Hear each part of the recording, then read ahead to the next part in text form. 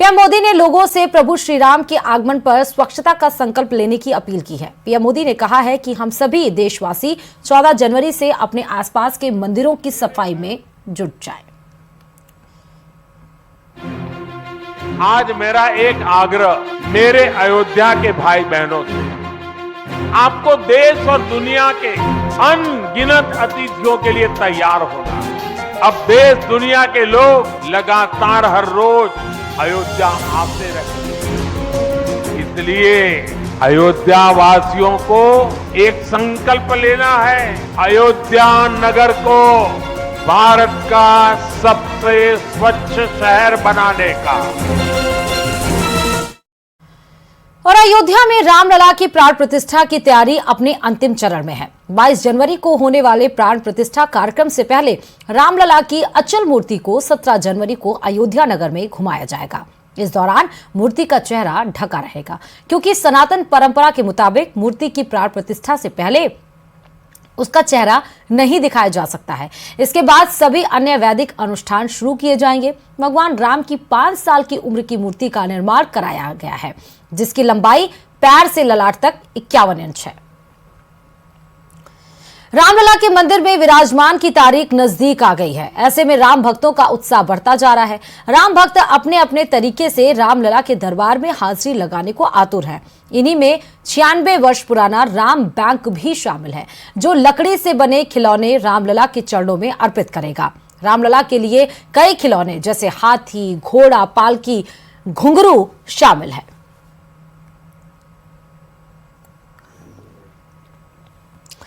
प्रदेश के मंडला में एक व्यापारी ने रामायण की मिरर इमेज तैयार कर दी है। मतलब उन्होंने बाएं से दाएं नहीं, बल्कि दाएं से बाएं यानी उल्टे तरीके से रामायण लिखी है। इस तरह लिखी गई रामायण को सिर्फ शीशे में देखकर ही पढ़ा जा सकता है।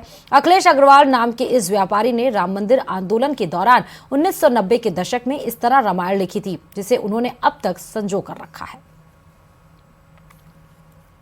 मैंने रामायण लिखा, जिसमें मुझे लगभग 1 माह का समय लगा। चाहता हूँ कि राम मंदिर जो इस देश में 22 जनवरी को जिसका उद्घाटन है, वहाँ के संग्रहालय में मैं अपनी ओरिजिनल प्रति रखना चाहता हूँ। और ऊपर वाले से यही मेरा है कि मेरी ये ख्वाहिश जो है और मेरी ये अमानत 28 साल की जो मैंने रखी हुई है, वह वहाँ जमा हो जाए तो हमेशा के लिए चीज़ ये कि यादगार बन जाएगी। साउथ फिल्मों के सुपरस्टार अभिनेता रजनीकांत को भी अयोध्या में रामलला प्राण प्रतिष्ठा में शामिल होने का न्योता दिया गया है। बीजेपी नेता और अर्जुन मूर्ति ने अपने सोशल मीडिया अकाउंट एक्स के जरिए इसकी जानकारी दी। इसके साथ उन्होंने एक फोटो भी शेयर की है, जिसमें रजनीकांत को समारोह में आने का न्योता दिया जा रहा है।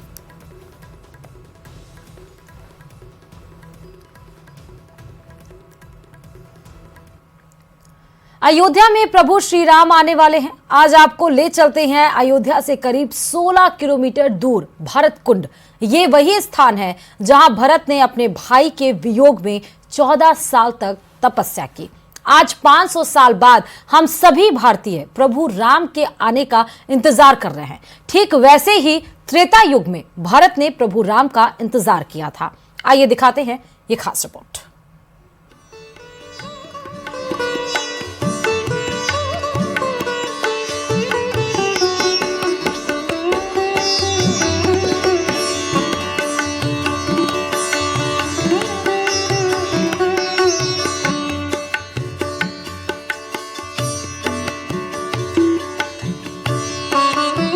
नमस्कार, स्वागत है आपका। आपके साथ में हूं अमित गर्ग शुक्ला और आप देख रहे हैं हमारा खास कार्यक्रम अयोध्या पर्व। अयोध्या पर्व में आज बात भरत कुंड की। अयोध्या से 15 किलोमीटर दूर स्थित है भरत कुंड। भरत कुंड वो स्थान है जहां पर प्रभु राम के भाई भरत ने 14 बरस तक अपने भाई का इंतजार किया। तो आज के इस एपिसोड में हम आपको बताएंगे कहानी भरत कुंड की। अयोध्या में नंदीग्राम भरत कुंड के बारे में कहा जाता है कि यहाँ भगवान राम के भाई भरत ने राम के वनवास से लौटने के लिए तपस्या की। मान्यता है कि प्रभु राम जब 14 वर्ष के वनवास के लिए राजपाट छोड़कर चले गए तो भरत उन्हें मनाने पहुंचे, लेकिन राम ने भरत को नंदीग्राम पर ही रोक दिया। 14 वर्ष की वनवास की यात्रा के दौरान प्रभु श्री राम जब चित्रकूट में थे तो उनके भाई भरत उनको मनाने के लिए गए। प्रभु राम ने मना कर दिया। वो नहीं लौटे। वहां से भाई भरत प्रभु राम की चरण पादुका लेकर लौटे, अयोध्या नहीं गए। वो चले आए नंदीग्राम भरत कुंड, और यहां पर भरत सरोवर के पास यहीं पर 14 साल तक उन्होंने तप किया। उन्होंने कहा कि जब तक मेरे भैया वनवास काटकर वापस नहीं आ जाते, मैं अयोध्या नहीं जाऊंगा, मैं वो राजपाट नहीं संभालूंगा। यहीं पर वो नित्य निरंतर उनका ध्यान करते रहे, तपस्या करते रहे, तप करते रहे और इस सरोवर में स्नान करते रहे। भरत कुंड के जानकार बताते हैं कि चित्रकूट से प्रभु श्री राम का चरण पादुका लेकर भरत कुंड चले आए और यहीं से तपस्या करते हुए पादुका के आदेश पर राजपाट चलाने लगे। चरण पादुका को उन्होंने सिंहासन पर आरूढ़ किया और चरण पादुका से पूछ के कि कैसे राजपाट का संचालन करना है। जो आदेश चरण पादुका से होता था उसी अनुरूप वो अपने मंत्रियों को और वहां से जुड़े प्रशासनिक सेवा से जुड़े हुए जो अयोध्या के थे तत्कालीन, उन लोगों को निर्देश देते थे। उसी हिसाब से अयोध्या का राजपाट होता था, संचालन होता था। प्रभु राम के वनवास जाने के बाद भरत यहीं पर राम का इंतजार करते रहे। ये इंतजार ठीक उसी तरह है जैसे कलयुग में 500 साल देश की जनता कर रही है। तो प्रभु राम के भक्तों का इंतजार समाप्त होने वाला है। 500 वर्षों की तपस्या का परिणाम आने वाला है। 22 जनवरी को रामलला गर्भगृह में विराजमान हो जाएंगे।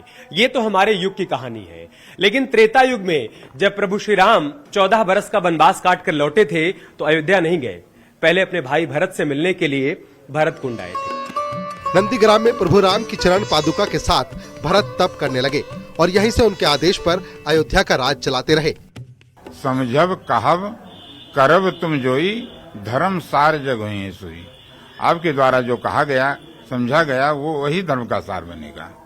तो भरतलाल जी ने बताया कि हम राम नंदीग्राम रहना चाहते हैं। तो वहां से राम मात गुरुपत सिरनाई, प्रभु पद पीठ रजाए सुपाई। नंदी गांव कर परन कुटीरा, कीन निवास धर्म तेरा। वहां से आते हैं नंदीग्राम, राम मात गुरुपद सिरनाई, प्रभु पद पीठ रजाए सुपाई। जो प्रभु पद मिला था उसको लेकर के आते हैं और यहाँ पर पादुका के लिए सिंहासन बनाते हैं।